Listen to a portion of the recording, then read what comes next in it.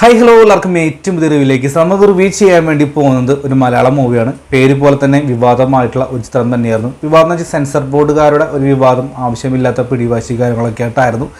അപ്പം തൊട്ട് എന്തായിരിക്കും ഈ സിനിമയ്ക്ക് ഇത്രയേറെ വിവാദം എന്ന് പറഞ്ഞിട്ട് ഒരുപാട് പേർ പിന്നാലെ നടന്നിരുന്നു. പക്ഷെ അതെല്ലാം ഇന്ന് റിലീസ് ചെയ്തപ്പോൾ ആളിക്കത്തിയോ അതിന് കാരണമുണ്ടോ എന്നൊക്കെ നമുക്ക് ഡീറ്റെയിൽ അതിനെ പരിചയപ്പെടാം.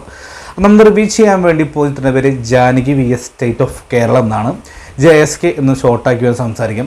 അപ്പോൾ ജാനകി എന്ന പേര് ഇതിൽ പറയാൻ പാടില്ലെന്നുകൊണ്ട് ഒരുപാട് വിവാദം പേര് മാറ്റണം എന്നൊക്കെ പറഞ്ഞിട്ട് അങ്ങനെ Janaki V state of Kerala എന്നാക്കി ജാനകി വിദ്യാധൻ എന്നാക്കിയിരുന്നു. അപ്പോൾ ഡയറക്ഷൻ ആൻഡ് തിരക്കഥ ചെയ്തത് പ്രവീൺ നാരായണനാണ്. അതുപോലെ തന്നെ മ്യൂസിക് ചെയ്തതിൽ ഗംഭീരനാണ് മ്യൂസിക് ചെയ്തിട്ടുള്ളത്. അതുപോലെ തന്നെ ഗിരീഷ് നാരായണൻ എന്ന് പറഞ്ഞിട്ടുള്ള വ്യക്തിയും മ്യൂസിക് ചെയ്തിട്ടുണ്ട്. അതുപോലെ കാശി നോക്കിയാൽ നമ്മുടെ SC സുരേഷ് ഗോപി, അതുപോലെ തന്നെ അനുപമ പരമേശ്വരൻ, ശ്രുതി രാമചന്ദ്രൻ, ബൈജു, ദിവ്യ പിള്ളൈ, മാധവ് സുരേഷ്, അഷ്കർ അലി തുടങ്ങിയ ഒരുപാട് താരങ്ങളുള്ള ഒരു ചിത്രം തന്നെയാണ് മുന്നോട്ട് പോകുന്നത്. അപ്പോൾ നമുക്കറിയാം JSKയുടെ എന്തായിരിക്കും എൻ്റെ കണ്ടന്റ്, കാരണം ടീസറാണെങ്കിലും അതുപോലെ തന്നെ ട്രെയിലർ കണ്ടാലും അതിൽ നിന്ന് വ്യക്തമാണ് ജാനകി എന്ന് പറയുന്ന പെൺകുട്ടിയും അതുപോലെ തന്നെ ഇവിടുത്തെ സ്റ്റേറ്റും തമ്മിലുള്ള നിയമ പോരാട്ടം, അതാണ് കഥ മുന്നോട്ട് പോകുന്നതെന്ന്. അപ്പോൾ സ്റ്റാർട്ടിങ്ങിൽ തന്നെ ഇതിൻ്റെ കഥ മുന്നോട്ട് പോകുന്നുണ്ട്. സുരേഷ് ഗോപി ഒരു വക്കീലായിട്ട് വരുന്ന കാര്യം നമുക്ക് എല്ലാവർക്കും അറിയാം.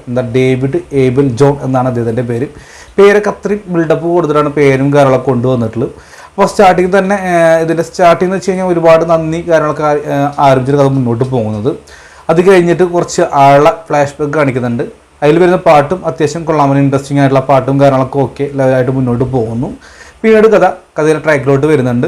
നമുക്ക് ഫസ്റ്റ് തന്നെ ഇവിടുത്തെ പള്ളിക്കും പട്ടക്കാർക്കും ഒരു കൊട്ട് കൊടുത്തിട്ടാണ് കഥ ആരംഭിക്കുന്നത് തന്നെ. അങ്ങനെ ഇടയ്ക്ക് ഡേവിഡ് എന്ന് പറയുന്ന വ്യക്തി നമുക്ക് നീതിക്ക് വേണ്ടി പോരാടുന്ന ഒരു വക്കീലാണെന്ന് നമുക്ക് എല്ലാവർക്കും അറിയാം. സാധാരണ നോർമൽ പടം പോലെ തന്നെയാണ്. അതിനിടയ്ക്ക് എന്താ പറയുക, ജാനകി എന്ന് പറയുന്ന പെൺകുട്ടി റേപ്പ് ചെയ്യപ്പെടുന്നു, അല്ലെങ്കിൽ സെക്ഷൽ അബ്യൂസ് ആവശ്യപ്പെടുന്നു.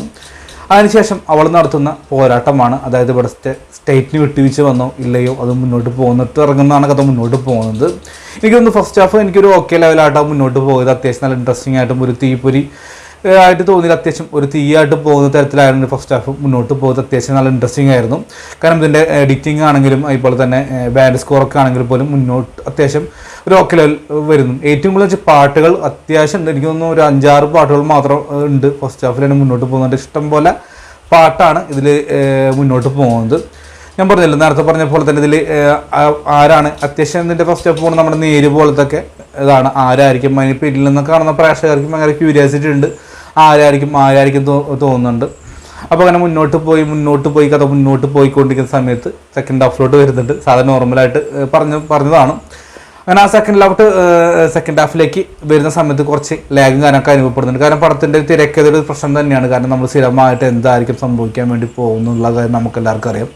അത് അതിൽ കേരള സ്റ്റേറ്റിനുമായി ഇപ്പോൾ തന്നെ സംസ്ഥാന സ്റ്റേറ്റിനൊക്കെ ഉൾപ്പെടുത്തിക്കൊണ്ട് ഒരു ഉക്കിയടി എന്ന് പറഞ്ഞ പോലെ തന്നെയാണ് കഥ മുന്നോട്ട് പോകുന്നത്. സർക്കാരാണ് മെയിനായിട്ട് ഇതിൽ കുറ്റക്കാരെന്ന നിലയ്ക്കൊക്കെയാണ് മുന്നോട്ട് പോകുന്നത്. അതായത് ഏത് പാർട്ടിക്കാണ് അത് ഉദ്ദേശിച്ചതെന്നൊക്കെ നമുക്ക് കണ്ടു കഴിഞ്ഞാൽ ഏകദേശം മനസ്സിലാവുന്നുണ്ട്. ഇത് രാഷ്ട്രീയ പടമല്ല, കൂടെ തന്നെ അതിലോട്ട് ഞാൻ കൂടുതൽ കടക്കുന്നില്ല. എന്തെല്ലാം ആവട്ടെ, പ്രകടനത്തിൻ്റെ കാര്യത്തിൽ പറയുമ്പോൾ സുരേഷ് ഗോപി തന്നെയാണ് മെയിനായിട്ട് നിൽക്കുന്നത്. അദ്ദേഹത്തിൻ്റെ ഒരു ഓക്കെ ലെവൽ പ്രകടനം തന്നെയാണ്. എന്ന് വെച്ച് കഴിഞ്ഞാൽ ലേലം പോലെ അല്ലെങ്കിൽ പണ്ടത്തെ ഭരചന്ദ്രനോ ചിന്താമണി പോലെ തന്നെ പക്ക മാസ് കളർഫുൾ ആയിട്ടുള്ള പരിപാടി കാര്യങ്ങളൊന്നുമില്ലെങ്കിൽ പോലും ഒരു തീയൊക്കെ ഉള്ള അത്യാവശ്യം ഡയലോഗ്സും കാര്യങ്ങളൊക്കെ മുന്നോട്ട് പോകുന്നുണ്ട്. അതൊരു ഓക്കെ ലെവലായി മുന്നോട്ട് പോകുന്നുണ്ട്.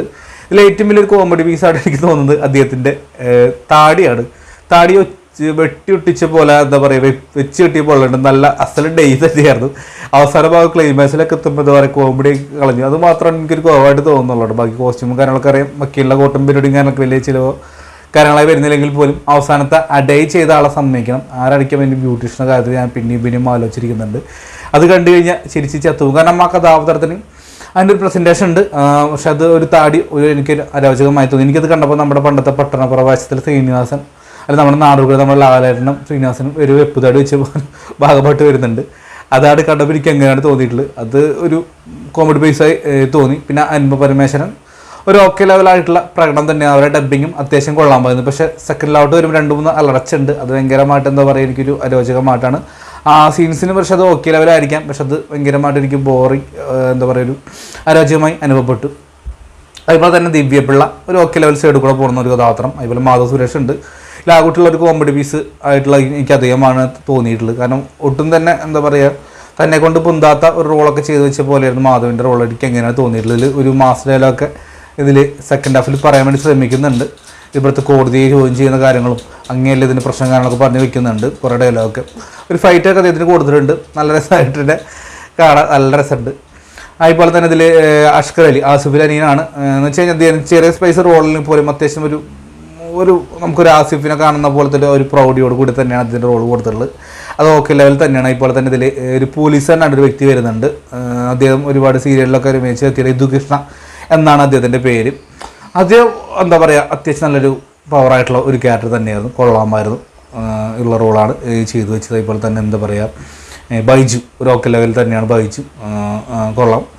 അങ്ങനെ ഒരുപാട് പേരുണ്ട്. എടുത്ത് പറയാൻ ഇഷ്ടംപോലെ ആൾക്കാരുടെ പേരുകളൊക്കെ ആയിട്ട് പറയാതിനെ നേരം കാണുള്ളൂ.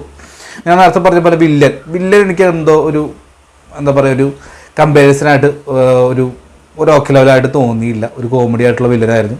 പിന്നെ അവസരത്ത് ഫൈറ്റൊക്കെ ഗംഭീരമായിട്ട് ഫൈറ്റൊക്കെ കൊണ്ടുവരാൻ ശ്രമിക്കുന്നുണ്ട്. അതൊരു പരിധിക്ക് അപ്പുറത്തോട്ടും അതും ബോറടിപ്പിക്കുന്ന പോലെ തോന്നി. കാരണം ഞാൻ പറഞ്ഞില്ല, ലെങ്ത്താണ് ഏറ്റവും വലിയ പ്രശ്നം. ഏകദേശം 2.5 മണിക്കൂറിനടുത്ത ഫിലിം വരുന്നില്ലെങ്കിൽ പോലും അത് നമുക്ക് ആവശ്യമുള്ള ഒരു കണ്ടന്റ് ഒക്കെ അപ്പുറത്തോട്ട് എന്തൊക്കെ പറയാൻ വേണ്ടി ശ്രമിക്കുന്നുണ്ട്. ഈ കേസും വിധിയും എല്ലാം കാരണം കഴിഞ്ഞിട്ടും പിന്നെയും മുന്നോട്ട് പോയിക്കൊണ്ടേയിരിക്കുന്നുള്ള ഒരു കാര്യത്തിലാണ് ആ കൂടി എനിക്കൊരു ഇതായി തോന്നിയിട്ടുള്ളൂ. അപ്പോൾ ജാനകിയെ കുറിച്ച് പറയുമ്പോൾ എന്താ പറയുക, ഒരു ഏവറേജ് അനുഭവമാണ് എനിക്ക് Janaki V S state of Kerala ആയിട്ട് എനിക്ക് തോന്നിയിട്ടുള്ളൂ. അതായത് നീതി കിട്ടുമോ ഇല്ലയെന്ന് കാണുന്ന പ്രേക്ഷകരെ തീരുമാനിക്കുന്നത്. ഞാൻ പറഞ്ഞ പോലെ തന്നെ ഒരു ഏവറേജ് അനുഭവമായിട്ട് മാത്രമേ എനിക്ക് അനുഭവപ്പെട്ടുള്ളൂ. ഒരു ഓക്കെ ലെവൽ എന്ന് വെച്ച് കഴിഞ്ഞാൽ ഒരു ഗുണവുമില്ല ദോഷമില്ലാത്ത ഒരു അനുഭവമായിട്ട് പോകുന്ന ഒരു ദുർഗുണമായിട്ടുള്ള ഒരു ഫിലിമായിട്ട്. കാരണം എനിക്കറിയില്ല, കാരണം വെച്ച് കഴിഞ്ഞാൽ എന്താ പറയുക, സെൻസർ ബോർഡാണെങ്കിലും ഒരുപാട് പ്രശ്നങ്ങളൊക്കെ ഉണ്ടാക്കിയിരുന്നു. ഇതിന് മ്യൂട്ട് ചെയ്യാൻ പറ്റുന്ന പല കാര്യങ്ങളും ഇതിൽ പറയുന്നുണ്ട്. എസ്പെഷ്യലി ഇതിൽ ഇൻ്റർവ്യൂ ശേഷം വരുന്ന ഒരു എന്താ പറയുക, ഒരു ചാനലിൻ്റെ മീഡിയ സപ്പോർട്ടാണ്, പബ്ലിക് സപ്പോർട്ടിൽ അതിൽ പറയുന്ന വ്യക്തികളൊക്കെ ഉണ്ട്. അതിൽ പറയാമെന്ന് വെച്ചാൽ ബാക്കി ഒരുപാട് മ്യൂട്ട് ചെയ്യുന്ന ഒരുപാട് ഇലവുണ്ട്. പിന്നെ എന്തിനാണ് ഈ ജാനകിയെ മാത്രം മ്യൂട്ട് ചെയ്യിക്കുന്ന കാര്യത്തിൽ യാതൊരു തരത്തിലും ഒരു തോന്നുന്നില്ല. പബ്ലിസിറ്റിക്ക് വേണ്ടി, ആ പബ്ലിസിറ്റി ഉണ്ടായിക്കൊണ്ടായിരിക്കാം കുറച്ച് പേരെങ്ങളെ അറിഞ്ഞതാണ് എനിക്ക് തോന്നുന്നത്. അല്ലെങ്കിൽ അതും ഉദം ആയിട്ടുള്ള മുന്നോട്ട് പോകുന്ന ഒരവസ്ഥ തന്നെയായിരിക്കും. ജാനകിയെ കുറിച്ച് പറയാച്ചെങ്കിൽ ഞാൻ നേരത്തെ പറഞ്ഞപ്പോൾ തന്നെ പാട്ടുകൾ എല്ലാം ഒരു ഓക്കെ ലെവൽ അത്യാവശ്യം കൊള്ളാവുന്ന പാട്ടുകൾ തന്നെയായിരുന്നു. എഡിറ്റിംഗ് ആണെങ്കിലും ഒരു ഓക്കെ ലെവൽ എഡിറ്റിംഗ് ആണ്. ഇമോഷണൽ സ്റ്റാർട്ട് കൂടുതലായിട്ട് കണ്ടു ചെയ്യാൻ സാധിക്കുന്നില്ല തന്നെയാണ് ഏറ്റവും വലിയ പോരായ്മ എനിക്ക് തോന്നുന്നത്. കാരണം ജാനകി അവിടെ നിന്ന് കറിയുമ്പോൾ കാണുന്ന പ്രേക്ഷകന് ചിരിയാണ്, അല്ലെങ്കിൽ എന്തപ്പത് എന്നുള്ള തോന്നലാണ് മുന്നോട്ട് പോയിക്കൊണ്ടിരിക്കുന്നത്.